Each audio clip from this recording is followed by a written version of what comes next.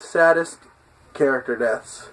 We repositioned the camera and everything, so we were slightly more in frame. There was an annoying sound in one of my other videos. That was my fan. That's gotten rid of. So now it's just extremely hot where we're recording now.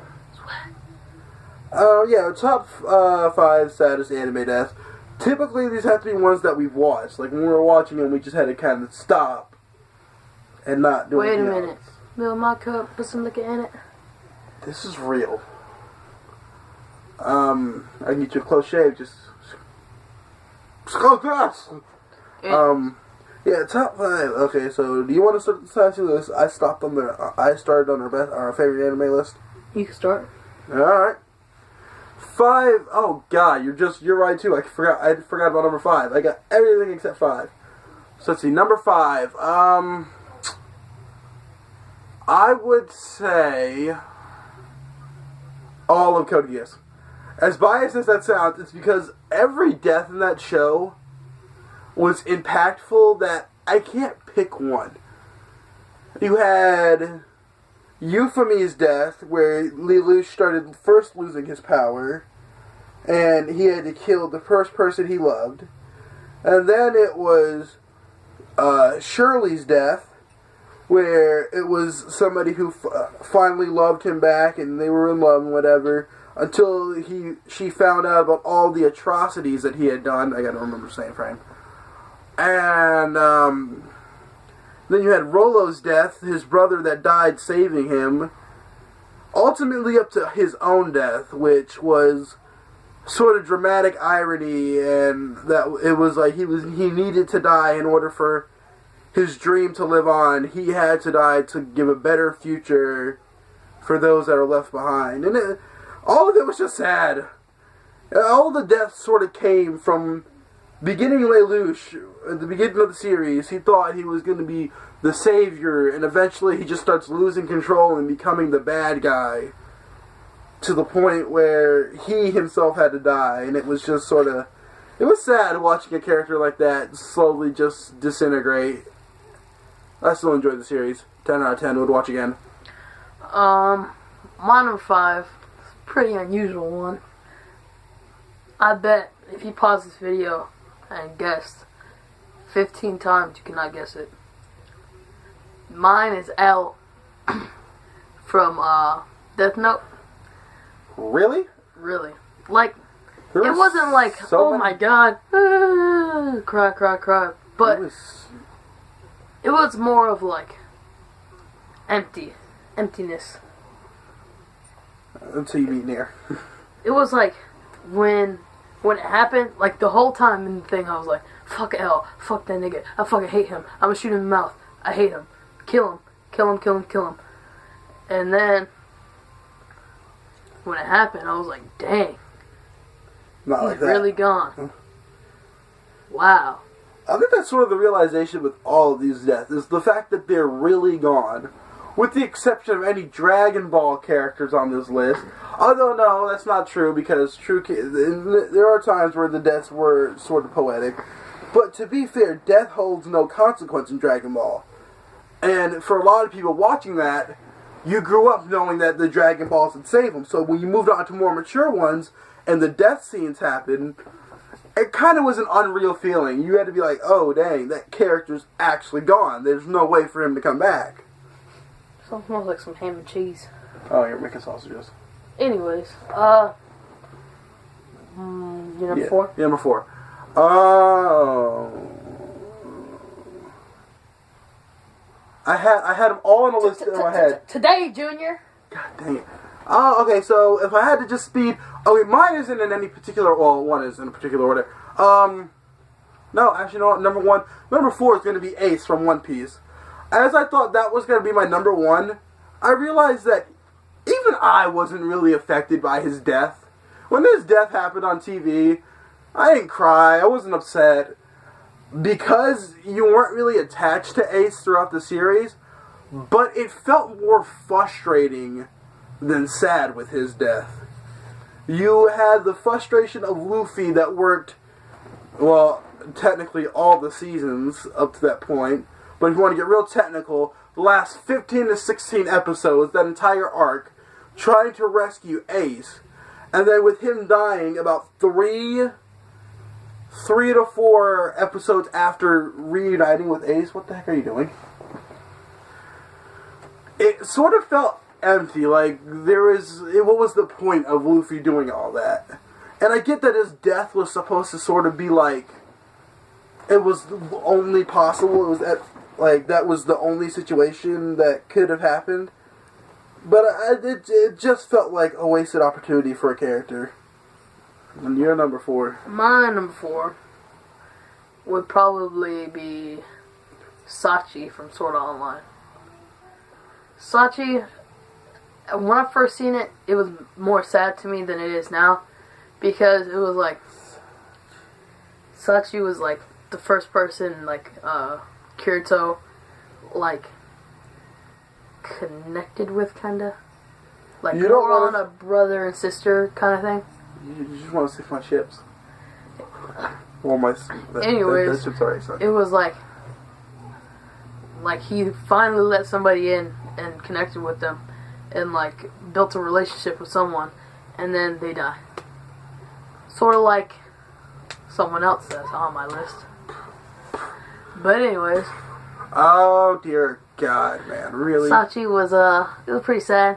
The more sad part of that death was on the Christmas episode. Not the Christmas episode. The exact same episode. Not Christmas episode. Anyways, when she left him that little voicemail note thing, and he was talking about how all this different stuff, and she was talking about she was gonna die no matter what. So when he's reading this, probably be when she's dead, and it was pretty sad. And like, she was thanking him and stuff for what he did, and it kind of probably dropped maybe 1 or 2 tears on my eyes. I know, I'm trying to think of number 3. No, like, this list is harder than you think, because I've seen so many shows, and to try to get the saddest characters, the characters I was really sad to see, yeah, that's 2 or 1. So my 2 and 1 is tied. But I would definitely want to say, It's just hard. Dude. Yeah. I got mohawk. Oh god, I hate doing pauses like this because it's such a hard decision with me. I got him. I don't know what that's supposed to be. Why don't you do your 3 real quick? My 3 would have to be. So you're you're just doing it for poetic stuff. I know. My 3 would have to be Majin Vegeta. It wasn't the whole, Vegeta died. It was the speech he gave before he died. Stop, get out of here. Anyways, Vegeta, like, he's always this, like, tough-hearted kind of guy, and he never really shows any emotion until he decides he's gonna go he's gonna be Majin so he can get the power to be stronger than Goku. And after he's stronger than Goku and stuff, and he's fighting, and he decides to sacrifice himself to save the ones that he loves, which he really never ever says. And he talking about how he has to save the people he loves and his friends and his family, the only family that he knows, Bulma and Trunks, and it's pretty sad. Okay, so my number 3, as I had to remember this, I had to look back at my posters and be like, oh, yeah, I forgot about that one. So this one is a sad one, and this is treading into spoiler territory for you. No, he doesn't die. No, I haven't seen it. No, I looked at it like this, and I remembered, Naruto Shippuden, I had to say, this is treading into spoiler territory for you. But Jiraiya the Toad Sage from Shippuden, that was a sad death. Alright, so that's I'm spoiling the entire thing for you. You didn't like Jiraiya, though. I noticed that when you watched it, Jiraiya wasn't a big character for you. For me, he was kind of the comic relief. Yeah, it was. With Jiraiya's death, he fought none of my posters either, the 6 Paths of Pain, which were all former shinobi that at some point Jiraiya saw in his life. And then eventually, when he figures out that the real pain wasn't there, he left this dying message on his toad's back, and again, it's the speech that's given afterwards, when he's floating to the bottom, and he says, like, I'm a failure as a shinobi. I couldn't save my, a student. I couldn't save my master. I could never tell Tsunade how I felt. And, and I'm crying. At this point, I'm crying. I'm watching the TV. And then, he says, I guess I have to write my final chapter. I guess I'll call it the Toad Sinking to the Bottom of the Ocean, or something like that. Pretty nostalgic, wouldn't I say? If I do say so myself, and then slowly fades to the bottom. It was sad. And it's Jiraiya's death was one. It was just because that was a character you grew with. You saw Naruto grow with him, and so finally seeing him gone, it just sort of felt unreal. And Naruto was known for bringing characters back too, so you were always expecting Jiraiya to come back, but in the end, Jiraiya's death was just there. Now, do you want me to continue back with doing my number 2, or do you want to go ahead and do your number 2? Hold on. What was my number 2? Oh yeah, I remember. All right, you can go ahead. All right, so I don't want to call this my number 2 because number 2 and number 1 are tied. So it's harder for me to put which one was more effective to me. Here, this is how you put it. Which series did you like more? Full Metal Alchemist. All right, so that's your number 1. Okay, so number 2 will be Ushio/Nagisa from Clan and Clan After Story. Alright, so I've told him about this many times. This was a sad death. Nagisa is first because you hadn't known Nagisa from Clan, so season 1. So you had gotten to know her character for about 36 episodes, or 24, I forget how long that one was. And then you had her for the first 16 episodes of After Story. So, and being about episode 14. No, we'll tell you when we're done. Get out of here. Episode 14 or 15, when you find out she's pregnant, it was sort of a rejoiceful moment. You were like, oh my gosh, she finally became happy, all this stuff. And throughout the series, you knew that she was sickly. She got sick really easy. Her immune system sucked. She had AIDS. No, she didn't. God. They don't really say what happened. They just say that she gets sick really easily and it can kill her. The common cold can kill her, basically. That's how weak her immune system is. Sounds like AIDS to me. No, God, it's not like seconds. Do you know what AIDS is? It weakens your immune system. I know. It's like immune system in something deficiency. Something, I don't know. Anyways, so, dude, you're going to get all the Clan people upset at you. Clan. No, that show, oh my God. So, anyways, Nagisa's death. You find out because she gets a fever when she goes into... She gets a fever first. That causes her to go into labor. And eventually, all she gets after giving birth to Ushio is a few moments to say she finally got to see her before slipping away. I then had to pause my TV, crawl into the fetal position, and cry. I'm not exaggerating. My cousin, freaking Tara, walked in and said, "What are you crying?" I was like, "Shut up, get out." It was a hard death. And then it was like a straight kick to the balls. My balls were pulverized. I had to go punch a wall to be manly again.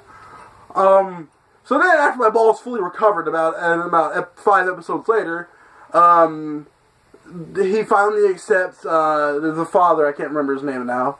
He finally accepts. He wants to be a father. He's going to take after Ushio. They're going to go on a trip. She gets sick and dies. Boom. And it's sad because it's like right after my balls heal, I'm like, everything's gonna be okay now. I mean, they're happy. It's all bam, a little kid. And it's from the same thing. She has the same thing as Nagisa, that her immune system is weak.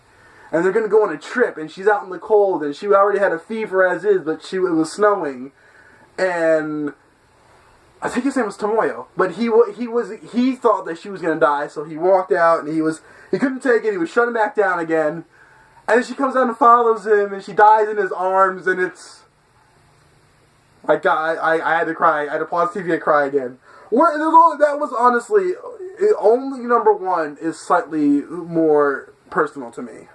Your number 2? My number 2 is, Shell. Because... That was like episode 3 of Akame Got Killed. I feel like it was further on. No, it was pretty early. Yeah, I know, I'm saying... And... It's like when he first joins the group and finds himself, and then like the episode before she dies, or I can't remember. It's the beginning of the episode. It's like really, it's really close to before she dies, and she's like, "Whatever you need, I'm here for you." And they're hugging and stuff, and I'm like, "Oh, that's his rock. That's his rock. She gonna hold that nigga down for real, kid." The ship was sailing. And then next episode. It was like Titanic. Boom! This is her. This is the mouth. Vegeta. What was her trump card anyway? She was activating it, but I don't think she ever fully used it. No, it was like it made like a big flash of light so nobody could see. It was so I could get away. Okay, literally, she had a giant pair of scissors with a weapon. There could not be any other trump card. Hey, it helped. It couldn't be like it cut everything around them and oh dear God. That part, at that part, I thought when she was activating her trump card, I felt that she was gonna get away. And then when she didn't, it made me cry even more. And so for 3 episodes, I was just sitting there crying while I was watching it. It wasn't even like the whole time I wasn't like, it was like my eyes were still watering the whole time after I got over it. It was just like, my brain was just like in the back of my head the whole time, like, oh my God, Shell's dead, oh my God, that death made me dislike the gay guy. And that's pretty sad. Alright, so number 1 is obviously going to be the most personal towards us in different ways. I think Chris was just the effect of it. Mine was the effect too. Just the scene itself when it happened put more realism to it. And obviously, if you're a true anime fan, you've seen the show, you obviously have had this death, and it's probably going to feel the most to you. And that's going to be Fullmetal Alchemist Brotherhood, Maze Hughes. That was a sad. Now I showed him the scene. Even he sad. Yeah, even he said it was sad. The burial scene. Dog, why are they putting dirt on Daddy? Now he can't do his work. And the daughter was crying. That was the part I was like, oh dang. And then the dude was like, it's a bad day for rain. And she was like, it's not raining. He was like, yeah, it is. I'm in my room. It's raining in my room too. It was so sad. Maze Hughes died because he was discovering the secret of the homunculi. And they were catching on, and they couldn't let their secret go. So first, it was Lust that attacked him. After Lust, he was able to run away from Lust after he was injured, and eventually, he had a gun with him too, mind you. He was managed to get away and go to a phone booth. So he was trying to call Mustang. And whenever he was calling him, that's when Envy, who can shapeshift, was behind him as some other lieutenant. And he realized, you're not really her. She has a mole right here. And eventually, during that scene, Envy first Hughes drops a picture of his wife. That's where Envy sees it. And then Envy changes into his wife, so Maze can't pull the trigger. He can't think of himself shooting somebody who just looks like his wife. And then he dies, and Maze was an annoying character throughout the series. He was sort of the Krillin and the Yamcha of the series. An annoying character that wasn't really needed to be there. But when his death came, it was sort of then you wanted him there. You didn't realize how much you liked the character. Nobody even noticed Yamcha dying. Until he was gone. And it was sad. It was sad. The scene, and especially seeing Mustang cry. Because if you've seen the series, you know Mustang was a strong character. He killed dozens of people in the Ishbal, I forgot what it was called, the Civil War. He killed dozens of people without a second thought. He never had any regret from it because he knew orders were orders. But seeing him actually break down at that moment, the strong man throughout that series, it gets worse. It got worse. I want to show you the death scene. Mind you, when that happened, the main characters... We're going on 20 minutes. So. I know. When that happened, the main characters, Edward, Elric, and Winry, who were really close to the Hughes family, were away. They were far away from there dealing with something else and had no idea it happened. So then they came back thinking that he was still alive. And then Winry came to the house asking to see him, and then it just brought back all the feelings again. And then I'm back on my bed crying. So sad death. It was a sad death, basically, is what I'm saying. My number 1 was from the end of Sword Art Online, Season 2. And it was Second. Second's death hit me pretty hard. It was more, not even like when she died was the saddest part. With most deaths, it's kind of like that, though. But, like, leading up to it, and then what followed. Like, when you first meet Second, she's trying to find a 6th person or 7th person for the group so they can be a boss level. So they can get their name put on something, on a wall. And so they find Asuna, and what they tell her is they want to do it fast so they can do it before they don't have any time when spring semester starts and they won't have any time to play with each other anymore. And they're really close friends. so they want to do something, and you end up finding out that all of the whole entire group except for Asuna have deadly diseases, and they're all going to die around the same time, according to the doctors. And when she finds that out, she goes and finds out the hospital, and she's in this machine that helps her, like, she's in a game, like permanently, pretty much. And so they can, so she doesn't have to feel any of the pain because she has AIDS, and she gets really sick easily, and she has to stay in a room that's, super, like, super clean and no germs or anything. So she can't do anything. So she plays games completely all the time, and she's paralyzed, so she can't feel anything. Minus the AIDS, it's like a perfect life. And when when they find out, they help her. Kirito finds he builds a software so she can go